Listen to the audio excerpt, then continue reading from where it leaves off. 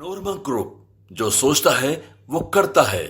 मोकामा जैसा hot seat जहां पे दुलारचंद हत्याकांड का मामला सामने आया था, अब एक बार फिर से सुर्खियों में आ गया है, क्योंकि अब एक बार फिर से बाहुबलियों के गढ़ में एक नया मामला सामने आ गया। उसके बारे में हम जरा आपको बताते हैं, लेकिन उससे पहले नमस्कार, न्यूज़ 4 नेशन देख रहे हैं आप और मैं हूं सानिया आपके साथ।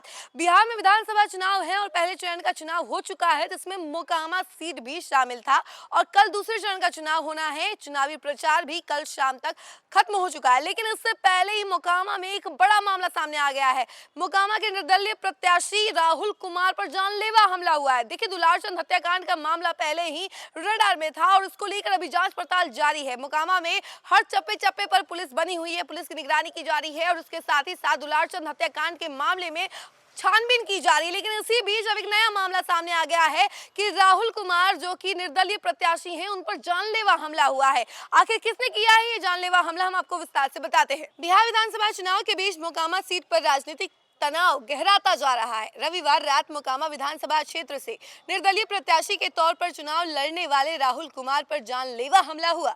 उन्होंने मोकामा थाना में दिए आवेदन पर आरोप लगाया कि 9 नवंबर की रात करीब 9:30 बजे तोराहा और बाजार चौक के बीच उन पर हमला किया गया। उन्होंने कहा है कि 3 लोगों ने उन पर हमला कर दिया। राहुल कुमार ने अपने आवेदन में कहा कि जब वे अपनी स्कूटी से उतर रहे थे, तभी एक टाटा सफारी से आई युवक ने उन्हें कुचलने की कोशिश की। उन पर लाठी डंडे और रॉड से हमला किया। आरोपियों में वार्ड नंबर 18 मोकामा निवासी शिवम उर्फ गोलू और सत्यम कुमार सहित एक अज्ञात व्यक्ति शामिल हैं। हमलावरों ने उनके सिर और चेहरे पर गंभीर चोटें पहुंचाई और जान से मारने की धमकी दी।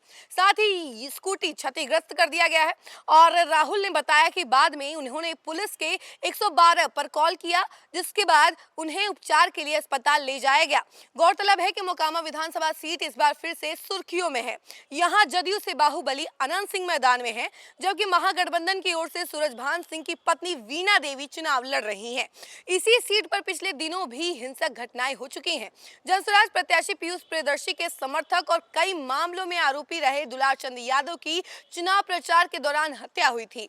उसके बाद अनंत सिंह की गिरफ्तारी भी हुई थी। मोकामा में 6 नवंबर को कड़ी सुरक्षा में मतदान हुआ था। करीब 65% मतदाताओं ने अपने मताधिकार का प्रयोग किया।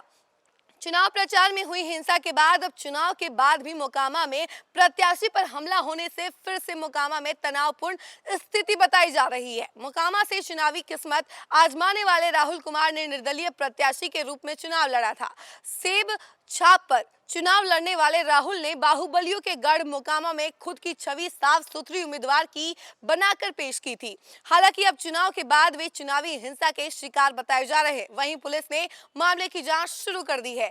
तो देखिए, मोकामा जो कि पहले से ही हाई प्रोफाइल सीट रहा है और बाहुबलियों के गढ़ के नाम से जाना जाता है, क्योंकि एक तरफ जहां अनंत सिंह है, जो कि फिलहाल बेऊर जेल में है और 14 दिन की न्यायिक हिरासत में बंद है, तो वही दूसरी तरफ सूरजभान सिंह है, जिनकी छवि भी बाहुबली की रही है और उनकी पत्नी वीणा देवी जो है चुनाव लड़ रही हैं अनंत सिंह के खिलाफ। और इन दोनों के बीच में कांटे की टक्कर देखी जा रही थी। तो वहीं इनके बीच में निर्दलीय प्रत्याशी राहुल कुमार भी थे और राहुल कुमार पर जानलेवा हमला कर दी गई है। आपको बता दें कि राहुल कुमार अपने आप को अच्छी छवि के बताते हैं और उन्होंने कहा है कि उनकी जो बैकग्राउंड है, उनका बैकग्राउंड काफी क्लियर रहा है और ऐसे में उनके ऊपर साजिशन हमला किया गया है और ये सारे आरोप जो है राहुल कुमार के द्वारा लगाए जा रहे हैं। लेकिन इस मामले में भी अब पुलिस प्रशासन काफी एक्टिव हो गई है और मोकामा का जो सिचुएशन है काफी तनावपूर्ण हो गया है।